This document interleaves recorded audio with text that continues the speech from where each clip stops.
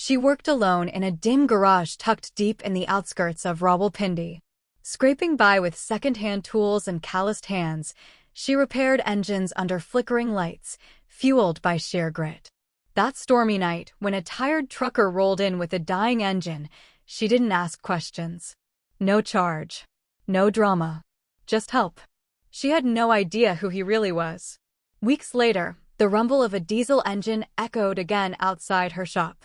But this time, it wasn't a repair job. It was a gift so big, it would bring her to her knees.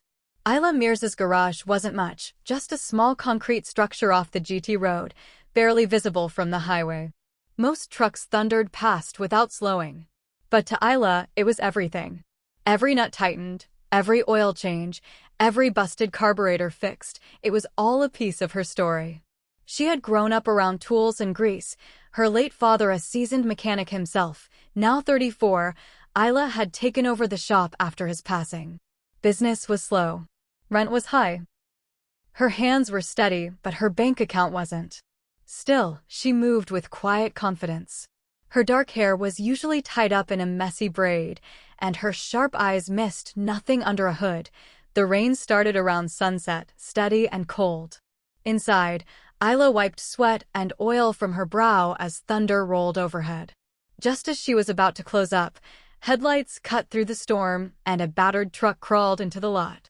The engine coughed once and died.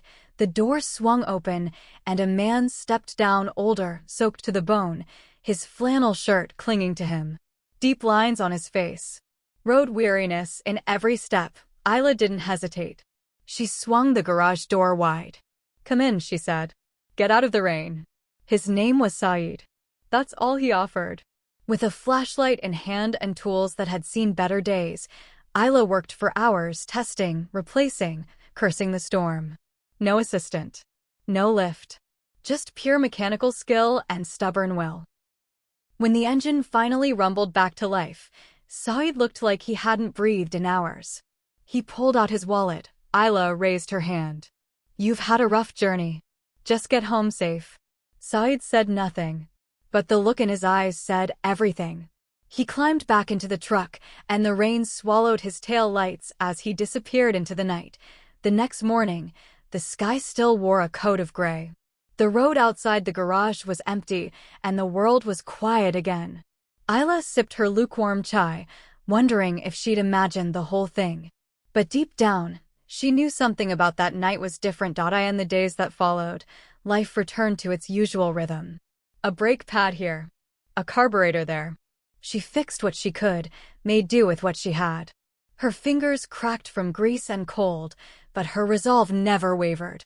One afternoon, the woman who ran the chai dhaba down the road, Auntie Rahana, stopped by with a hot cup and a knowing smile. "Word is," she said, "you helped a stranger through that storm. No charge. No show." Ayla shrugged. Did what anyone should. Maybe, but not everyone does. Word spread. Slowly. A few passing drivers mentioned the kind mechanic who worked in the rain. Ayla didn't think much of it. Until one evening, the sun dipped low, casting gold across the gravel lot. Ayla was sitting on the shop steps, wiping sweat from her brow, when her phone buzzed. A message from her neighbor: "You might want to look outside." Ayla stood up, walked around the corner, and froze. Parked just beyond the garage was a massive flatbed truck. On it, gleaming new equipment. A hydraulic lift. A full snap-on toolset. A commercial-grade air compressor. Everything she had ever dreamed of, but never dared believe she could afford. A delivery man stepped forward. "Ayla Mirza?" She nodded slowly. "I have something for you." He handed her a sealed envelope. With trembling fingers, she opened it. "My daughter ran a garage like yours. Before cancer took her from us. I saw her in you. I couldn't save her shop, but maybe I can help save yours. Saeed Rahman, retired CEO, Rahman Freight Lines." Ayla stood still, her eyes filling. The tools, the equipment, it wasn't just gear. It was a lifeline. A second chance. Proof that someone saw her worth, her effort. That stormy night hadn't just saved a truck, it had awakened something powerful. The garage changed almost overnight. With the new lift, She no longer had to struggle under heavy chassis. The snap-on tools made every job smoother. The commercial compressor purred like hope itself. People noticed. Business picked up. Truckers came not just for repairs, but for conversation, chai, and honesty. Isla became known as the mechanic with golden hands and a bigger heart. She kept her old tools too, lined up neatly beside the new. A tribute to her past. A reminder of every fight she fought before someone finally saw her. One quiet afternoon, while she was changing brake pads on a rusty pickup, she heard a voice, Isla. She looked up. Saeed Rahman was standing at the edge of the garage, a faint smile on his weathered face. I wanted to see how you're doing, he said. She wiped her hands and walked over. You changed everything, she said. No, he replied.